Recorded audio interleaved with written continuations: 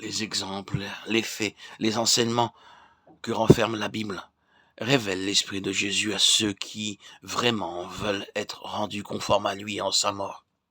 La vie de Jésus mourant révèle ce que doit être la nôtre. L'esprit qui conduit à répandre sa vie pour les autres, à être en bénédiction à ceux qui refusent d'être réconciliés, à prier pour ceux qui vous font du mal, à bénir ceux qui vous maudissent, à faire du bien à ceux qui vous haïssent, à aimer ses ennemis sans jamais désespérer d'aucun d'eux. Bref, l'esprit qui conduit à agir pour les autres, comme Christ a agi pour nous. Quand cloué au bois d'infâme, il fut comme un agneau au milieu d'une bande de loups. Tel est l'esprit de la croix, l'esprit de l'agneau, celui qui doit animer les rachetés. C'est d'ailleurs l'enseignement central du sermon sur la montagne qui donne les lois du royaume pour ceux qui, en Jésus, sont déjà dans le royaume. Conduisez-vous de telle manière que le monde voit que vous êtes enfants de votre Père qui est dans les cieux. Il fait luire son soleil sur les méchants et sur les bons, et il fait pleuvoir sur les justes et sur les injustes. Nous sommes invités à manifester l'esprit de l'agneau envers tous, les bons et les méchants. Dieu a aimé le monde qui s'était révolté contre lui en choisissant d'obéir à Satan plutôt qu'à son Créateur. Dieu a donné ce qu'il avait de meilleur, son Fils unique, pour sauver ce qu'il y avait de pire. Unis au Seigneur ressuscité, nous devons aimer. Nous n'avons pas à ignorer ou à fuir ceux qui nous haïssent et nous persécutent, mais nous devons les aimer.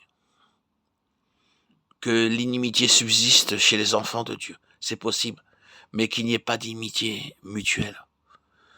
Si d'autres vous traitent en ennemis, laissez triompher en vous l'esprit de la croix. Gardez le silence, attendant que Dieu lui-même agisse. Quelqu'un a écrit « Il m'est arrivé de fuir une situation intenable. Dieu m'a montré que je devais retourner d'où je venais. Mais à ce jour, ceux que j'avais fui n'ont pas changé. L'inimitié est toujours la même, et je n'ai rien pu arranger. Cependant, la croix demeure le terrain et le moyen pour détruire l'inimitié. Il faut aimer quand même ceux qui refusent d'être réconciliés. Une vie patiente, fidèle, silencieuse, vécue quotidiennement pour eux, amassera des charbons de feu sur leur tête. Romains 12:20. Tôt ou tard, les charbons, les remords feront l'œuvre nécessaire et la brèche sera réparée. Ainsi nous le constatons.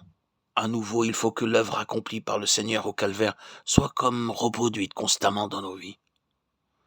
Que ce ne soit pas seulement un consentement, une acceptation d'être rendu conforme à Christ en sa mort, mais un humble acquiescement à la providence de Dieu qui, dans sa sagesse, permet les jugements défavorables, les incompréhensions, même la méchanceté et la persécution, pour que nous puissions manifester que nous avons vraiment l'esprit de la croix.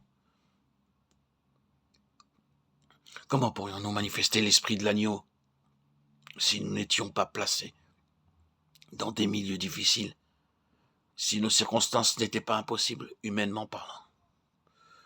Le dessein divin, c'est d'unir. Celui du diable, c'est de diviser. La croix est la place de l'union et de l'unité. Cette union de ceux qui vivent séparés a coûté la vie du Fils de Dieu. Sachons entrer dans le but qu'il poursuit, vivre pour cette unité qu'il a si chèrement achetée, plantée en lui, vivant de lui. Que sa prière devienne aussi la nôtre. Jusqu'à ce que, dans notre union avec lui, toute inimitié disparaisse par la puissance de sa mort. Parce que nous aimons l'Église comme il l'a aimée, et que nous sommes prêts à achever en notre vie les souffrances de Christ pour son corps, l'Église. Ainsi, selon notre mesure, nous réparerons les brèches et nous préparerons le chemin, selon la volonté de celui qui est venu pour supprimer toute inimitié et abattre le mur de séparation. Alors, le cœur de Jésus sera satisfait.